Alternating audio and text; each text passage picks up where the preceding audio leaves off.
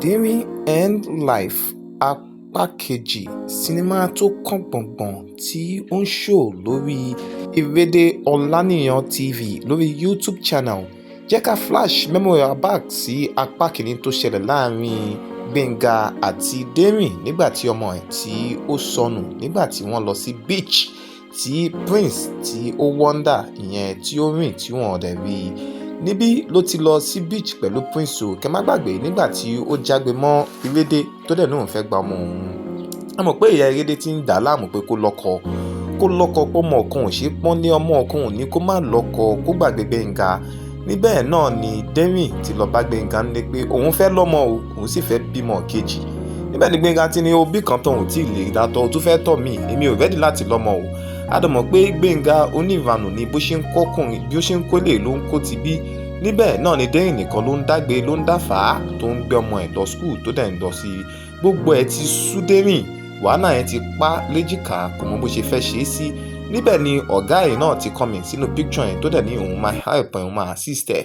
Nígbà tí Derin ní high temperature ní school tí wọ́n dẹ̀ gbé wálé. Ọmọ yìí náà ẹ má gbàgbé wípé ọ̀gá ẹ̀ náà lọ́mọ ò labroad tóun náà wá tí ó dẹ̀ sọ fún ìyàwó ẹ̀ kó mú wá tí ìyàwó náà ò lè mú ọmọ ẹ̀ wá Nàìjíríà láíláí.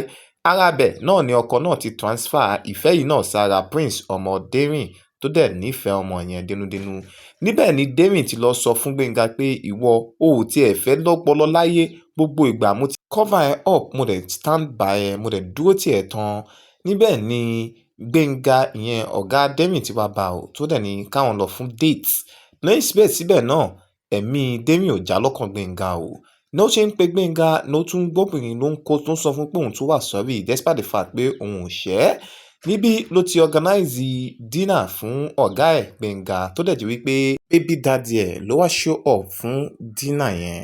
Tí ó gbà tó wá yá o, Gbénga tí ẹ má gbàgbé tán fi wá show up nílé tí wọ́n dẹ̀ wá wo ball pẹ̀lú ọmọ ẹ̀ tí wàhálà dẹ̀ ṣẹlẹ̀ tó bẹ́lẹ̀ tí baby daddy wá dé tó ká Gbénga mọ́lé ọkọ ẹ̀ mọ́ ìyàwó ẹ̀ tí ìjà dẹ̀ bẹ́lẹ̀ láàrin àwọn méjèèjì nípa pé ọmọ Prince ó pe Gbénga ní daddy tí inú dẹ̀ bí baby daddy tó ní pé ìwọ ohun tó kó sọ́mọ mi lọ́pọlọ ó ti jẹ́ kó máa pe bàbá ní daddy.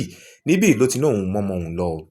Ọmọ tó mú lọ náà ló wá di wípé wọ́n jọ wá lọ. Nígbà tán lọ ni Gbénga àti Derin tí wá reconcile tí wọ́n jọ pera wọn. Níbẹ̀ lọmọ ti sọnù o tí Gbénga ti wá sọ wípé òun ò rọ́mọ mọ́ tí Derin dẹ̀ bù so tó fẹ́ yá bí kìnìún.